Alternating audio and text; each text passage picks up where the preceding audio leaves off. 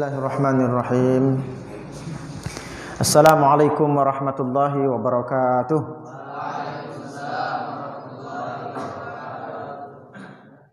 Innal hamdalillah nahmaduhu wa nasta'inuhu wa nastaghfiruh wa na'udzu billahi min shururi anfusina wa min sayyiati a'malina. May yahdihillahu fala mudhillalah wa may yudlilhu fala hadiyalah. Asyhadu an la ilaha illallah wahdahu la syarikalah wa asyhadu anna Muhammadan abduhu wa rasuluhu la nabiyya wa rasula ba'dah wa la haula wa la quwwata illa billah. Rabbi shrah li sadri wa yassir li amri wahlul 'uqdatam min lisani yafqahu qawli, amma ba'd. Alhamdulillah, puji dan syukur kita panjatkan kehadirat Allah Subhanahu wa taala atas izin dan perkenannya pada malam hari ini kembali kita bisa berhadir di dalam majelis yang insyaallah diberkahi oleh Allah Subhanahu wa taala ini.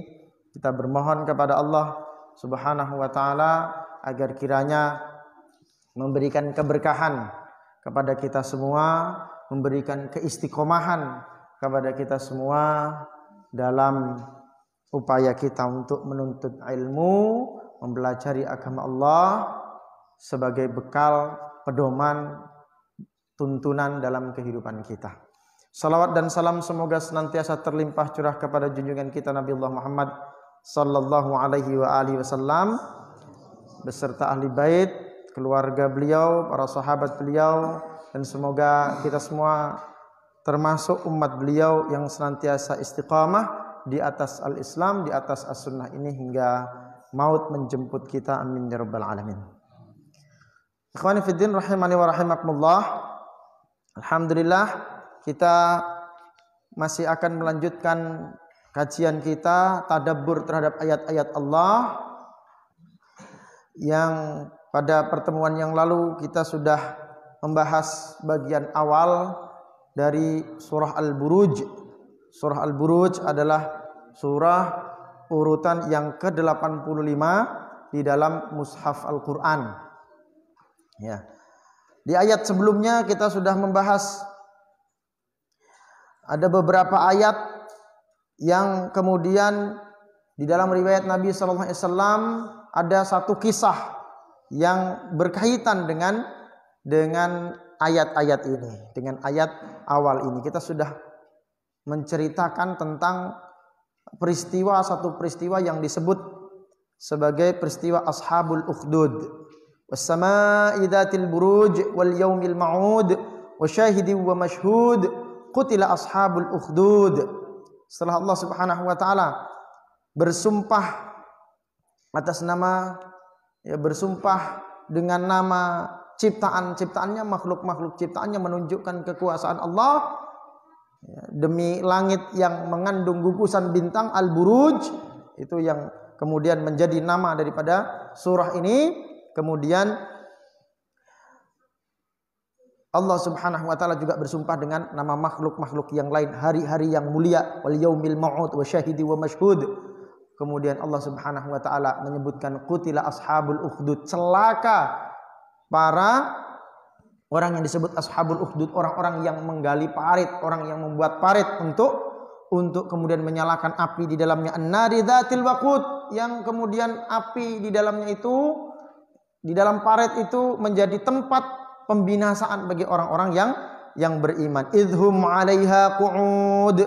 Ketika itu mereka menyaksikan, duduk di sekeliling tempat itu, menyaksikan orang-orang mukmin disiksa, menyaksikan orang-orang mukmin kemudian dihukum, dibakar di dalam parit itu.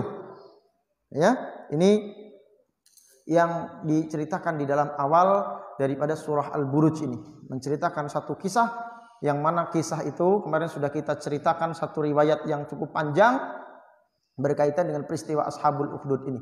Berawal dari peristiwa seorang pemuda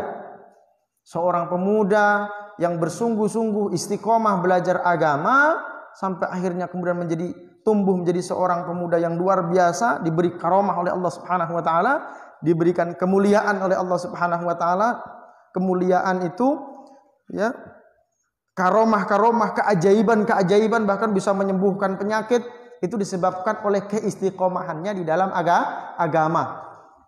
Ya, Jadi jangan mempelajari bagaimana ilmu yang dipelajari bisa menyembuhkan orang, bukan, itu adalah bonus dari Allah Subhanahu wa taala sebab ia istiqomah di dalam agama, istiqomah di atas jalan Allah. Istiqomah kepada tauhid, istiqomah kepada ajaran-ajaran agama. Al-Imam Ibnu Taimiyah pernah mengatakan, afdhalul karamah luzumul istiqomah. Karamah yang paling utama, karamah yang paling baik adalah luzumul istiqomah, senantiasa melazimi keistiqomahan. Istiqomah di atas kebenaran itu karamah yang paling mulia. Tanda orang itu, orang yang mendapat karamah adalah para wali-wali Allah. Dan karamah yang paling mulia adalah ketika seseorang istiqomah di atas jalan Allah Subhanahu wa taala. Ada orang yang istiqomah qiyamul lail, ada orang yang istiqomah menjaga sholat berjamaah, ada yang istiqomah saum sunnah. Itu siapa yang menjaga keistiqomah di dalam ketaatan kepada Allah Subhanahu wa taala, itu adalah karamah, kemuliaan dari Allah Subhanahu wa taala, karena tidak semua orang kemudian mampu istiqomah. Ini yang digambarkan, yang bisa kita ambil hikmah dari peristiwa Ashabul Ukhdud yang terjadi atau yang bermula dari kisah seorang pemuda yang istiqomah tadi. Sampai pada akhirnya bahkan anak muda ini, kalau dikatakan gulam itu adalah anak remaja.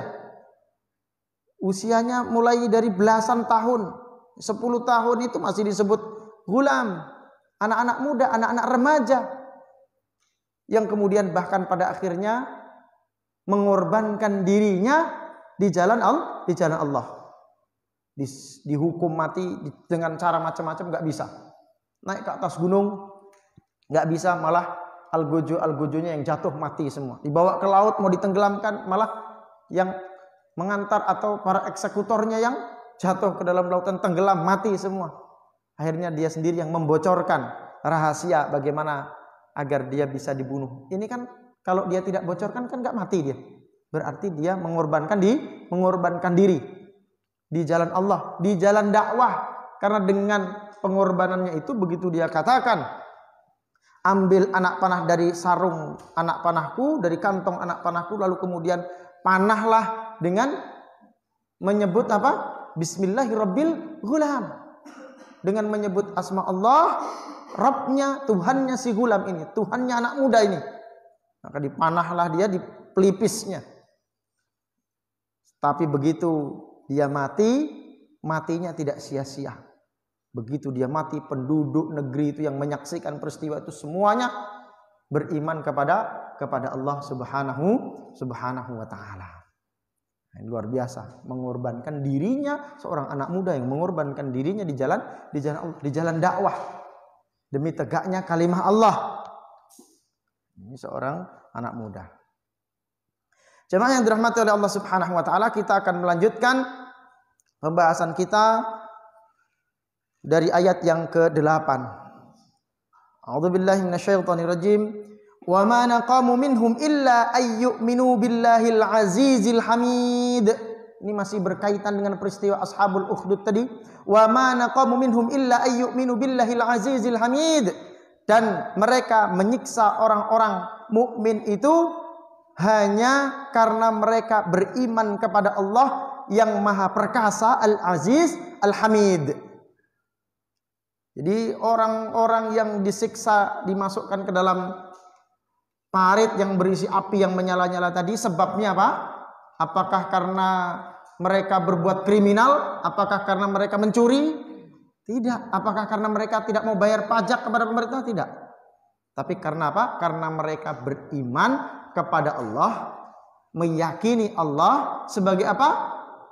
Al-Aziz, Al-Hamid. Nah, di dalam ayat ini secara spesifik, secara khusus disebutkan sebab mereka disiksa karena mereka beriman kepada Allah sebagai Al-Aziz, Al-Hamid.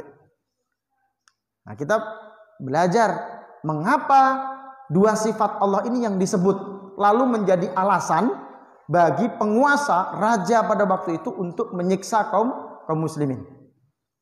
Kenapa tidak sifat yang lain? Sifat Allah itu banyak. Asmaul Husna ada berapa? 99. Berdasar hadis Nabi SAW.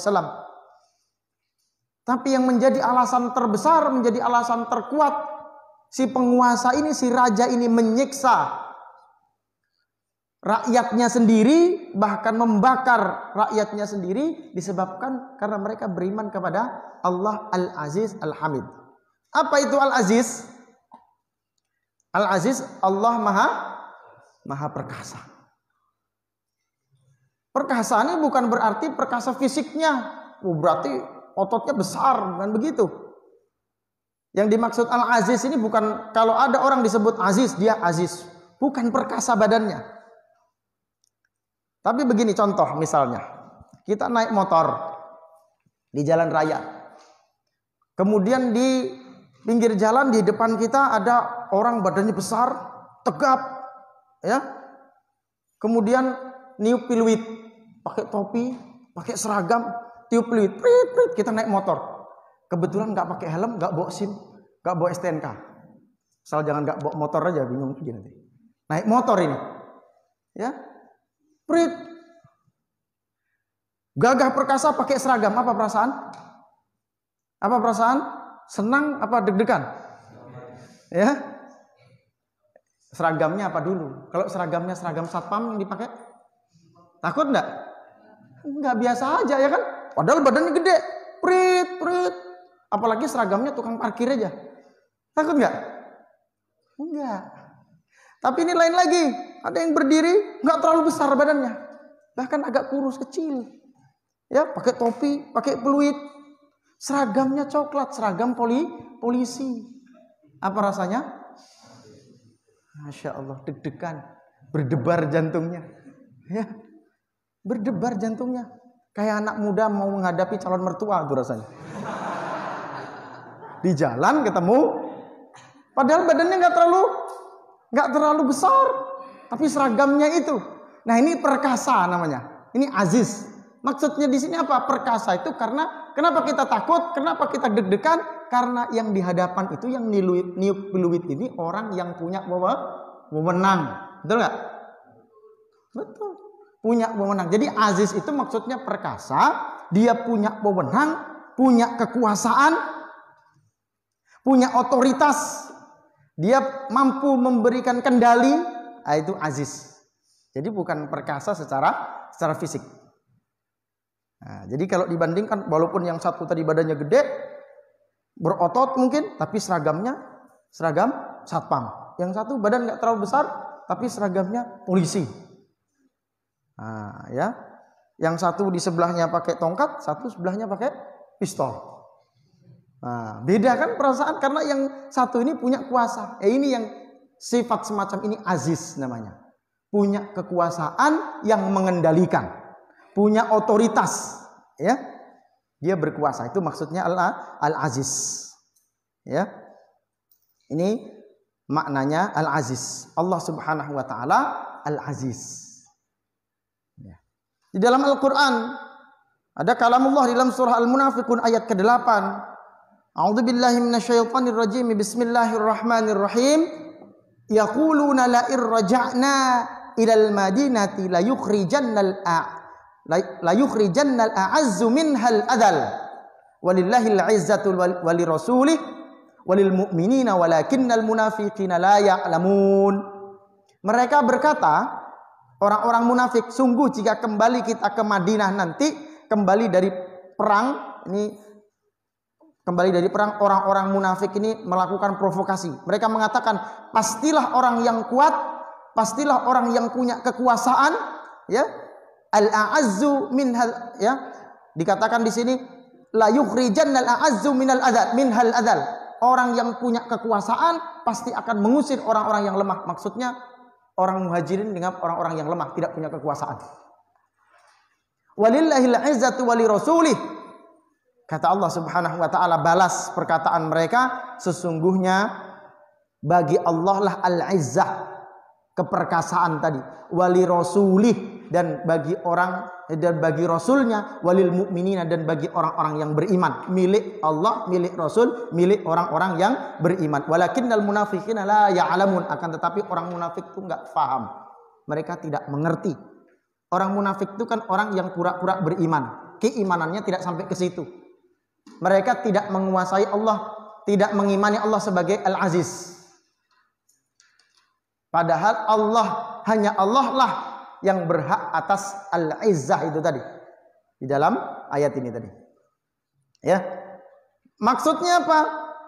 Maknanya adalah bahwa ya kalau seseorang mengakui Allah Subhanahu wa taala sebagai Al-Aziz, maknanya tidak ada yang berhak, tidak ada yang boleh mengaku berkuasa selain daripada Allah, Rasul dan orang-orang yang beriman. Berdasar ayat ini tadi. Tadi kan orang munafik mengaku bahwa nanti orang-orang yang punya izzah, orang yang punya kekuasaan akan mengusir orang yang lemah. Maka Allah balas, nggak ada, mereka nggak punya kekuasaan, karena kekuasaan itu hanya boleh dimiliki oleh Allah, oleh Rasulnya dan orang beriman. Ya, artinya apa? Artinya tidaklah seseorang dianggap beriman kepada Allah sebagai Al-Aziz, ya, kan beriman kepada asma Allah ini adalah bagian daripada tauhid. Beriman kepada asma Allah dan sifat Allah. Ya. Tidak dianggap orang beriman, ini konsekuensi iman kepada Al-Aziz, maknanya adalah mengakui bahwa kekuasaan itu hanya milik Allah, milik Rasul dan orang-orang yang beriman. Jadi tidak dianggap dia beriman kepada Allah sebagai Al-Aziz kalau dia masih mengakui ada pihak lain, ada manusia yang memiliki kekuasaan. Ada pihak lain yang memiliki kekuasaan yang menandingi kekuasaan Allah Subhanahu wa taala. Paham enggak maksudnya? Paham enggak maksudnya? Ya. Takutnya saya bicara berapi-api lalu enggak paham. Manggut-manggut aja tapi enggak paham. Ya. Ya. Jadi kekuasaan itu hanya milik Allah. Kekuasaan tadi ingat ya, Al-Aziz ini maknanya kekuasaan yang mengendalikan, yang punya otoritas. Orang kalau punya otoritas maka dia berhak mengatur. Dia berhak mengatur. Maka Al-Aziz maknanya Allah lah yang punya otoritas. Yang lain nggak boleh punya otoritas. Allah lah yang berhak mengatur. Yang lain tidak berhak mengatur. Allah lah yang berhak menetapkan undang-undang, menetapkan hukum. Yang lain tidak punya hak untuk menetapkan hukum. Kalau ada yang mengaku punya hak untuk membuat hukum, menetapkan syariat, maka dia sudah menandingi Allah. Ya. Maka tidak boleh ada kekuasaan atau pemimpin, penguasa kah itu, raja kah itu, mengaku bahwa dia punya otoritas untuk menetapkan suatu hukum. Jadi kalau ada pemimpin, ada penguasa, ada raja yang tidak mengindahkan syariat Allah, tidak menerapkan hukum-hukum Allah, maka dalam pandangan Allah dan Rasulnya, penguasa seperti ini bukan penguasa yang sah, bukan pemimpin yang sah, bukan raja yang sah. Sebab ia telah merampas hak Allah sebagai Al-Aziz. Kalau ada orang mengaku dia beriman kepada Allah, tapi dia tidak memberikan hak untuk menetapkan hukum itu kepada Allah. Dia tidak kembali kepada Allah dalam perkara hukum. Dia mencari sumber hukum selain daripada Allah, maka imannya rusak. Karena konsekuensi iman, dia harus beriman kepada Al-Aziz ini tadi, Allah sebagai Al-Aziz ini tadi. Paham enggak? Saya ulang sekali lagi ya, kasih kesimpulan. Salah satu bagian daripada rukun keimanan ini ya, beriman kepada Allah. Salah satu sifat Allah adalah Al-Aziz. Ya. Al-Aziz maknanya Allah yang maha menguasai, maha punya otoritas, maha pengatur, maha penetap hukum. Kalau orang beriman, katanya mengaku beriman kepada Allah, tapi menggunakan atau menerapkan hukum selain daripada hukum Allah, maka dia tidak dianggap beriman. Karena sama saja dia telah menolak sifat Allah Al-Aziz. Allah Subhanahu wa taala firmankan di dalam surah An-Nisa ayat yang ke-60. Kata Allah, "Alam tara ilal ladzina yaz'umuna annahum amanu bima unzila ilaika wa ma unzila min qablik yuriduna ayyatahakamu ila at-taghut wa qad umiru ayyakfuru bihi wa yuridu syaitanu ayyudillahum dhalalan ba'ida." Tidakkah engkau memperhatikan orang-orang yang mengaku bahwa mereka telah beriman kepada apa yang diturunkan kepadamu dan diturunkan kepada Rasul sebelummu, tetapi mereka masih menginginkan berhukum kepada taghut, padahal mereka telah diperintahkan untuk mengingkari taghut itu, dan setan bermaksud menyesatkan mereka dengan kesesatan yang sejauh-jauhnya. Apa kandungan ayat Allah ini di dalam surah An-Nisa ayat 60 ini? Bahwa tidak dianggap beriman, cuma ngaku-ngaku saja. Kalau ada orang yang mengaku beriman tapi dia hendak berhukum kepada hukum selain Allah, ya, hendak mengikuti syariat selain syariat Allah. Dan dari zaman dulu sudah ada yang seperti itu. Buktinya Allah sampaikan ini, wahai Muhammad, perhatikan, ada orang-orang yang mengaku beriman tapi mereka mau berhukum kepada hukum selain Allah. Dalam tafsir Ibnu Katsir disebutkan ayat ini berkaitan diantaranya dengan orang-orang munafik. Orang-orang munafik itu ketika terjadi satu perselisihan, mereka mau mencari hakim selain Rasul. Mereka mau berhukum selain dengan hukum Allah dan Rasulnya. Kenapa? Hukum Allah dan Rasulnya mereka nggak sanggup. Ya, nggak mau mereka. Ya, maka mereka terkena ayat ini. Disuruh hukum kepada hukum Allah, akan tetapi mereka masih mencari hukum yang hukum yang lain. Ya. Maka jika ada orang yang mengaku mukmin, mengaku beriman kepada Allah Subhanahu wa taala, tapi kemudian dia menentang hukum Allah, maka rusak agamanya. Jadi hukum Allah sudah menetapkan seperti ini. Jadi, ingat ya, ini sudah sering kita sampaikan bahwa Quran ini bukan hanya isinya mantra-mantra. Quran ini isinya bukan cuma dongeng-dongeng. Oh, dalam Quran banyak cerita-cerita, hikmah-hikmah. Bukan hanya itu, tapi Quran ini adalah pedoman hidup. Isinya undang-undang untuk diterapkan, ditegakkan, dilaksanakan. Isinya syariat. Ada perintah yang harus dikerjakan, ada larangan yang wajib untuk ditinggalkan. Ini Al-Quran. Isinya undang-undang. Ya. Maka kalau ada orang mukmin tapi nggak mau merujuk kepada Al-Quran di dalam berhukum, rusak keimanannya. Karena dia telah mencederai keimanan kepada Allah sebagai Al-Aziz tadi itu. Merusak keimanan kepada sifat Allah Al-Aziz tadi itu, yang memiliki otoritas, yang memiliki kekuasaan. Kalau ada orang mukmin mengaku mukmin, orang muslim, kemudian dia berhukum kepada hukum yang bertentangan dengan hukum Allah, maka rusak agamanya. Kalau dia bahkan menganggap ada hukum yang lain yang lebih baik daripada hukum Allah, maka bisa jadi murtad ya. Kata Allah di dalam Al-Quran surah Al-Ma'idah ayat yang ke-50, afa hukmal jahiliyat yabghun wa man ahsanu minallahi hukma liqaumi yuqinun. Apakah hukum jahiliyah yang mereka kehendaki, dan siapakah yang lebih baik daripada hukum Allah? Hukum siapakah yang lebih baik daripada hukum Allah bagi orang-orang yang yakin, bagi orang-orang yang beriman. Kalau bagi orang yang beriman, tidak boleh orang beriman menganggap ada hukum lain yang lebih baik daripada hukum Allah. Oh, ini lebih baik, ini lebih modern. Boleh kita mengatakan seperti itu. Kalau ada yang mengatakan hukum ini yang dibuat oleh manusia itu lebih bagus, lebih cocok, ya, lebih adil daripada hukum Allah, maka perkataan itu perkataan yang membuat orang bisa menjadi murtad, gugur keimanannya. Ya. Nah, ini tadi. Ini karena Allah Al-Aziz, maknanya adalah Allah penguasa, Allah yang punya otoritas untuk menetapkan hukum. Maka kalau ada orang Islam tapi kemudian tidak mau menerapkan hukum-hukum Allah, artinya dia tidak beriman kepada Al-Aziz. Maka tidak boleh dia dijadikan sebagai pemimpin. Tidak boleh dia dijadikan sebagai pemimpin.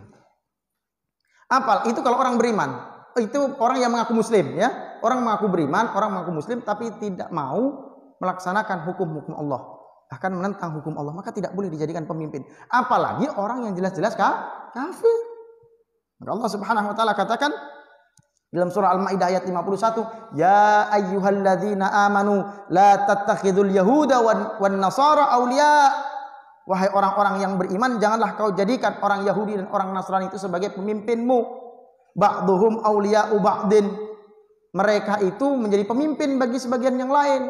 Orang Yahudi jadi pemimpin bagi orang Yahudi, orang Nasrani menjadi pemimpin bagi orang Nasrani. Wa may yatawallahum minkum fa innahu minhum. Barang siapa yang menjadikan mereka sebagai pemimpin, maka dia bagian daripada mereka.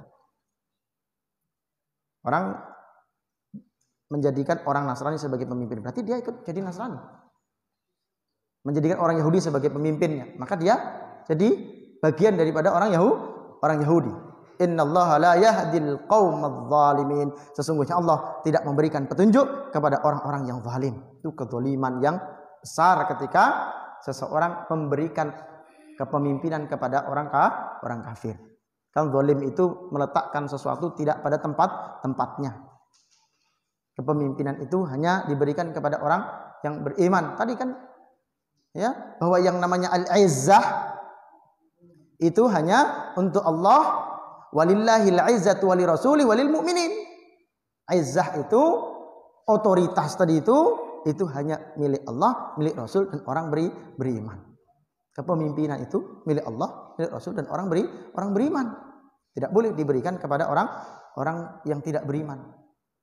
Bahkan tidak boleh diberikan kepada orang yang mengaku beriman tetapi tidak menjadikan Allah, Rasul dan orang beriman sebagai pemimpin, sebagai rujukan untuk mengambil hukum, tidak menerapkan hukum-hukum Allah, maka tidak boleh dijadikan pemimpin. Nah, ini ya. Nah, inilah rupanya tadi kalau kita kembali kepada ayat tadi yang menyebabkan orang-orang mukmin tadi disiksa, kemudian dibinasakan oleh raja yang zalim ini tadi. Disebabkan apa? Mereka mengakui ada otoritas lain selain daripada Allah, selain daripada raja. Mengakui ada kekuasaan lain selain daripada kekuasaan raja. Kalau orang ini berimannya cuma beriman kepada Allah sebagai Ar-Rahman, Allah Maha Pengasih, ya nggak marah. Pemimpin penguasa zalim ini nggak akan marah. Karena itu tidak mengganggu kekuasaan. Kalau berimannya hanya kepada Allah sebagai Ar-Rahman, maka beriman nggak boleh setengah-setengah. 99 asma Allah itu diimani seluruhnya, difahami dan diimani. Kalau cuma sebagian-sebagian, ada silakan kamu kalau beriman kepada Allah sebagai Ar-Rahman saja, ya nggak masalah. Tapi begitu orang beriman kepada Al-Aziz, ya, maka konsekuensinya adalah dia akan berusaha untuk menegakkan supremasi hukum Allah. Dia akan berusaha untuk menegakkan hukum Allah karena dia menganggap Allah sebagai satu-satunya yang punya otoritas untuk menetapkan hukum. Nah, begitu ada orang yang tegakkan hukum Allah, kan dia beriman kepada Al-Aziz, maka konsekuensinya dia akan berjuang tegakkan hukum Allah, tegakkan syariat Allah, tegakkan undang-undang Allah. Maka penguasa-penguasa zalim pasti akan marah. Loh, kok ada orang yang mau mencari hukum selain hukum raja, selain hukumku? Aku bikin hukum yang sudah aku tetapkan, kok ada mau pakai hukum Allah? Pemimpin-pemimpin zalim pasti marah. Nah, ya. Kalau orang cuma sholat aja, ya, puasa, ya, dia nggak marah. Bahkan zakat senang dia, zakatnya sama saya kalau bisa. Ya, yang ada duitnya haji, oh saya nanti yang bikin perjalanan hajinya, ada duitnya, nggak marah dia. Tapi kalau ada orang mau menegakkan hukum Allah, ini tegakkan hukum Allah, tegakkan hudud, dia pasti marah. Pemimpin-pemimpin zalim ini pasti marah. Itu sepanjang zaman, sepanjang sejarah. Ciri pemimpin zalim, ciri pemimpin kufur, kalau ada orang teriak tegakkan hukum Allah, tegakkan syariat Allah, tegakkan undang-undang Allah, dia marah. Nah, itu tanda pemimpin itu adalah pemimpin zalim, pemimpin kufur. Ya. Ayat ini berbicara tentang itu. Tidaklah orang-orang beriman itu dihukum, tidaklah orang-orang beriman itu disiksa, melainkan karena mereka mengatakan Allah Al-Aziz, Allah penguasa, Allah penetap hukum. Tidak boleh ada hukum selain daripada hukum yang ditetapkan oleh Allah Subhanahu wa taala. Ini yang membuat pemimpin-pemimpin zalim itu akan marah. Al-Hamid, ya. Al-Hamid maknanya adalah maha terpuji. Hanya Allah lah yang berhak dipuji, sebab Allah Subhanahu wa taala yang mencipta, memelihara, memberi rizki, mengatur dengan aturan yang sempurna. Hukum Allah itu sempurna, tidak perlu direvisi, tidak boleh diamandemen. Kalau hukum buatan manusia pasti tidak sempurna. Hukum buatan manusia pasti banyak kekurangan. Kalau hukum Allah pasti sempurna. Kalau hukum buatan manusia pasti banyak kekurangan. Maka kalau ada orang yang mengatakan bahwa hukum buatan manusia, undang-undang buatan manusia itu sudah sempurna, berarti dia membuat tandingan selain Allah. Ya. Hukum buatan manusia ini nggak boleh diotak-atik, bahkan hukum Allah. Kalau hukum Allah mau mengganggu hukum yang sudah kita tetapkan ini, harus disingkirkan. Bahaya ini, ya. Maka ucapan semacam ini adalah ucapan kesyirikan. Karena dia membuat tandingan selain Allah. Membuat tandingan selain Allah Subhanahu wa taala. Ya. Bagaimana mungkin ada yang mau menandingi Allah Subhanahu wa taala, padahal Allah Subhanahu wa taala sudah menjelaskan kemudian di dalam ayat yang selanjutnya, ayat ke-9 surah Al-Buruj ini, Allah katakan alladzi lahu mulkus samawati wal ard wallahu ala kulli syai'in syahid. Dialah Allah yang memiliki kerajaan langit dan bumi. Lahu mulkus samawati wal ard. Kerajaan Allah itu di langit dan bumi. Wallahu ala kulli syai'in syahid, dan Allah Maha menyaksikan segala sesuatu. Sedangkan pemimpin-pemimpin zalim, pemimpin-pemimpin kufur itu pengennya dia bagi dua. Kerajaan itu sama Allah itu bagi dua. Allah silahkan jadi raja di langit, saya jadi raja di bumi. Pengennya begitu. Silahkan Allah dipuji di masjid, orang tunduk aturan Allah di masjid aja. Tapi kalau di tempat-tempat lain, di pengadilan, nggak boleh Allah ditaati di pengadilan, nggak boleh Allah ditaati di perekonomian, tidak boleh Allah ditaati di pasar, pakai hukum ekonomi Islam misalnya. Kalau hukum-hukum selain hukum di masjid itu kami yang atur. Ya, kalau Allah disembah sebagai penguasa langit silahkan, tapi penguasa bumi saya raja, saya kaisar, saya presiden. Nah, ya, dia mau bagi dua, ya, kok enak betul dia bagi-bagi sama Allah Subhanahu wa taala. Ya, dulu ada seorang penguasa dari dinasti Mongol. Kalau yang baca sejarah, kita akan tahu bahwa dinasti Mongol itu mengerikan sekali. Dia berusaha untuk menguasai seluruh negeri. Dia melakukan penaklukan demi penaklukan. Ya, ada salah satu penguasa, pemimpin dinasti Mongol ini pernah mengatakan, ini yang menjadi motivasi mengapa mereka ingin menguasai seluruh dunia. Mereka mengatakan, di bumi itu hanya boleh ada satu penguasa, sebagaimana di langit juga hanya ada satu penguasa. Ya. Jadi di langit itu satu penguasanya, yaitu Tuhan Allah. Nah, kalau di bumi saya penguasanya gitu. Sehingga aturannya adalah aturan yang saya bikin. Undang-undangnya adalah undang-undang yang saya bikin. Nah, ini pemimpin kufur, pemimpin zalim itu seperti itu keyakinannya. Keyakinannya seperti itu. Barang siapa meyakini itu, maka dia telah kufur. Boleh ada pemimpin, boleh kau jadi raja, boleh jadi presiden, boleh jadi kaisar, boleh jadi pemimpin di dunia ini, akan tetapi pemimpin yang menegakkan hukum Allah. Dia masuk ke dalam ayat tadi bahwa al-izzah itu milik Allah, milik Rasul dan orang-orang beriman. Kalau ada pemimpin yang seperti ini, wajib bagi orang mukmin taat kepadanya. Sebagaimana Allah Subhanahu wa taala tegaskan dalam surat An-Nisa ayat ke-59, ya ayyuhalladzina amanu atii'ullaha wa atii'ur rasul wa ulil amri minkum. Fa in tanaza'tum fi syai'in farudduhu ila Allahi war rasul in kuntum tu'minuna billahi wal yaumil akhir dzalika khairu wa ahsanu ta'wila. Wahai orang-orang yang beriman, taatlah kamu kepada Allah. Wa atiur rasul, dan taatlah kamu kepada Rasul. Wa ulil amri minkum, dan taatlah kamu kepada pemimpin di antara kalian. Taat kepada Allah ada kalimat atiullah. Taat kepada Rasul ada kalimat atiur Rasul, ada atiunya. Tapi kepada ulil amri tidak pakai kata atiu. Langsung wa ulil amri minkum. Karena dia disandarkan kepada Allah dan Rasulnya. Artinya pemimpin yang wajib untuk ditaati adalah pemimpin yang taat kepada Allah dan kepada Rasul. Tidak boleh ini pemahaman taat kepada pemimpin itu semua pemimpin, bukan. Yang wajib ditaati adalah pemimpin yang taat juga kepada Allah dan Rasulnya.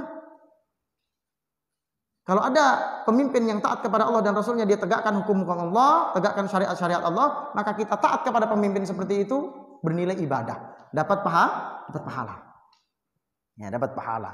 Tapi kalau tidak, mereka tidak taat kepada Allah, tidak taat kepada Rasul, dia melaksanakan hukum yang bertentangan dengan hukum Allah Subhanahu wa ta'ala, maka tidak wajib bagi kita untuk mentaatinya. Taat kepada pemimpin mukmin pun itu juga hanya di dalam kebaikan saja. Kalau mereka memerintahkan kemaksiatan nggak boleh. Kata Nabi SAW, hadis riwayat Muslim, innamat ta'atu fil ma'ruf. Hanya saja ketaatan itu hanya di dalam perkara-perkara ma'ruf. Hanya perkara-perkara yang baik saja.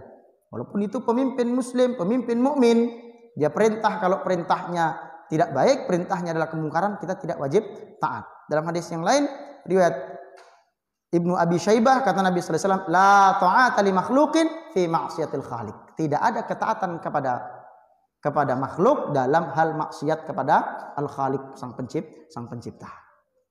Nah, ini ya. Itu. Jadi pemimpin yang kemudian ditaati, wajib ditaati adalah pemimpin yang taat juga kepada Allah Subhanahu wa taala, mengakui bahwasanya Allah itu raja di langit dan di bumi. Bukan hanya raja di langit saja. Bukan hanya pemimpin di langit saja. Maka seluruh penguasa di bumi ini wajib tunduk patuh kepada kekuasaan Allah. Ya, tunduk patuh kepada kekuasaan Allah. Nah, barang siapa yang tidak tunduk patuh kepada kekuasaan Allah, dia memimpin dengan hawa nafsunya sendiri, dengan pikiran-pikirannya sendiri, maka ini penentang hukum-hukum Allah. Ini penentang Allah.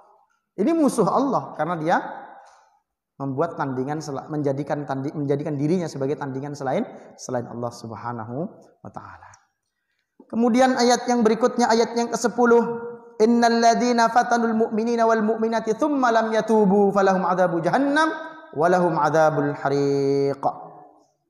Sesungguhnya orang-orang yang menimpakan fitnah, innal ladzina fatanu al mu'minin, yang menimpakan fitnah kepada orang-orang yang beriman, laki-laki wal mukminat maupun perempuan, orang beriman yang perempuan. Nah, ini maksudnya fatanu, menimpakan fitnah. Fitnah itu apa? Fitnah itu kalau dalam bahasa kita sehari-hari, bahasa Indonesia, sering dikatakan yang namanya fitnah itu adalah perkataan atau berita yang tidak benar.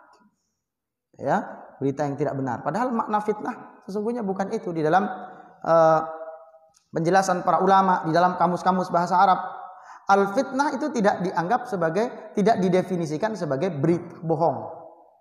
Ya. Nuduh, misalnya dituduh, kamu kok ganteng? Oh, itu fitnah namanya misalnya. Karena itu dia enggak ganteng misalnya begitu. Itu berita bohong. Bukan itu yang disebut dengan fitnah. Definisi fitnah itu bukan itu. Fitnah secara bahasa maknanya al-ibtila wal imtihan. Ibtila itu cobaan, ujian, bala, bencana, musibah. Itu makna fitnah. Wal imtihan. Imtihan itu apa? Ujian. Makna fitnah itu adalah ujian. Untuk menguji seseorang, itu makna fitnah. Jadi kalau ada kalimat fitnah kubur, itu maknanya bencana, ujian, ya, kan di dalam kubur itu ada pertanyaan, diuji. Kalau nggak mampu disiksa dia. Siksaan itu fitnah namanya. Bukan begitu orang masuk kubur terus difitnah. Ya. Bukan, difitnah dalam arti tadi dituduh. Kalau kita kan menganggap fitnah itu tuduhan yang tidak benar. Bukan itu. Fitnah itu adalah musibah. Ujian itu yang disebut di dalam Al-Quran. Fitnah Dajjal itu maksudnya musibah. kedustaan-kedustaan, kebohongan-kebohongan yang dibawa oleh Dajjal dalam ajarannya, itu namanya fitnah. Misalnya di dalam kitab para ulama, Imam Muslim misalnya ada satu bagian yang disebut sebagai Kitabul Fitan. Hadis-hadis yang berisi fitnah. Maksudnya adalah bencana-bencana yang terjadi di akhir zaman.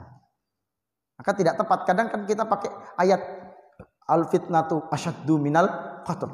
Kalau ada orang dituduh misalnya, kamu kok nuduh aku, al-fitnatu asyaddu minal qatl. Ya, Surah Al-Baqarah ayat 191, atau al-fitnatu akbaru minal qatl. Surah Al-Baqarah ayat 217. Ya kan? Fitnah itu lebih kejam daripada pembunuhan. Maksudnya bukan itu. Padahal ayat itu kalau dibaca utuh, ayat itu berbicara tentang kekafiran dan kesyirikan. Ya. Jadi yang dimaksud fitnah pada ayat itu adalah kekafiran dan kesyirikan. Kekafiran dan kesyirikan itu lebih jahat daripada pembunuhan. Dosanya lebih besar daripada dosa membunuh. Ya. Nah, itu maksudnya itu. Jadi kita sering salah faham. Itu makna daripada al-fitnah. Nah, ketika Allah Subhanahu wa taala menyatakan innal ladzina fatanul mu'minina wal mu'minati tsumma lam yatubu falahum adzabu jahannam walahum adzabul harik. Maksudnya adalah sesungguhnya orang-orang yang telah menimpakan musibah, menyiksa orang-orang mukmin, tsumma lam yatubu, kemudian mereka tidak bertaubat, falahum adzabu jahannam, bagi mereka azab yang pedih. Ini satu nikmat yang luar biasa. Sebenarnya ayat ini menunjukkan maha sayangnya Allah kepada hambanya. Karena orang yang jahat, bayangkan orang sudah bakar orang beriman. Bukan hanya membunuh, bukan hanya menangkap, tapi membakar hidup-hidup orang beriman. Itu oleh Allah Subhanahu wa taala masih diberikan kesempatan untuk bertaubat. Ya. Besar enggak dosanya orang membunuh satu orang aja, dosa besar. Ini membunuh bukan hanya dibunuh, bakar hidup-hidup. Ya.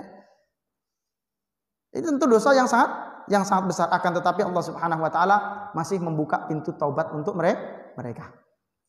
Kata Allah Subhanahu wa taala, "Wa may ya'mal su'an aw yadlim nafsahu tsumma yastaghfirillah yajidillaha ghafurur rahim." Dan barang siapa yang mengerjakan kejahatan, melakukan kejahatan kepada orang lain, atau menganiaya dirinya, dosa yang tidak berefek kepada orang lain, kemudian ia mohon ampun kepada Allah, niscaya dia akan mendapati Allah Maha Pengampun lagi Maha Penyayang. Sebesar apapun dosa orang, kalau dia minta ampun kepada Allah dengan sungguh-sungguh minta ampun, pasti diampuni. Pasti diampuni karena Allah Maha Pengampun. Allah itu punya sifat At-Tawwab, Maha penerima taubat. Maha pemaaf. Ya. Maha pemaaf.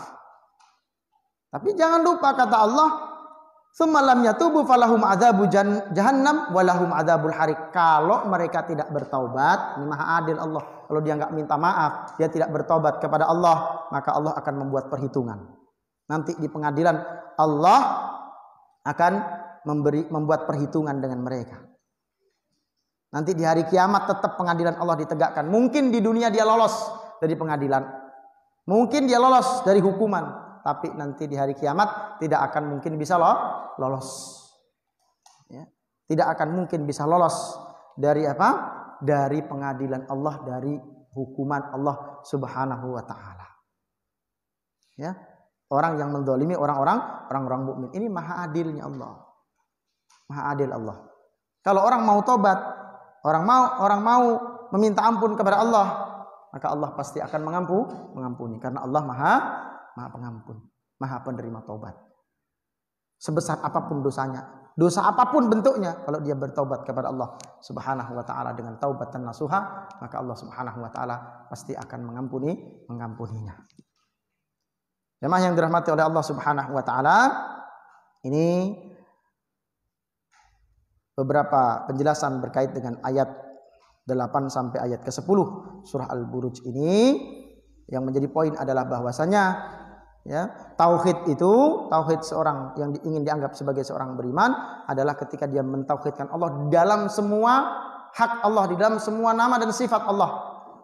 Termasuk Al-Aziz tadi, tidak hanya setengah-setengah. Tapi ada konsekuensinya. Kalau kita beriman kepada Al-Aziz, maka biasanya para penguasa-penguasa zalim, penguasa-penguasa kufur marah dan akan mengintimidasi orang mukmin. Ya, ini bahaya, ini harus disingkirkan, ini harus dibubarkan. Ya, dianggap ekstrim dan lain sebagainya. Kan tetapi jangan lupa bahwa pasti Allah Subhanahu wa taala akan membalas perbuatan zalim orang-orang kafir, akan membalas perbuatan orang-orang zalim itu. Semoga Allah Subhanahu wa taala memberikan kepada kita keistiqomahan di dalam tauhid dan kesempurnaan di dalam tauhid sehingga kita berhak untuk mendapatkan jannahnya Allah Subhanahu wa taala. Amin ya rabbal alamin. Usikum nafsi bittaqwallah, ihdinas siratal mustaqim. Assalamualaikum warahmatullahi wabarakatuh. Bergabunglah bersama gerakan Infak Peduli Dakwah. Hanya dengan mendonasikan dana Anda sebesar Rp50.000 setiap bulan, berarti Anda telah membantu syiar dakwah Islam hingga ke berbagai wilayah pedalaman Kalimantan Timur. Karena dakwah tak harus ceramah. Kirim SMS atau WA Anda, ketik GIB Dakwah, kirim ke 0811 586 1331.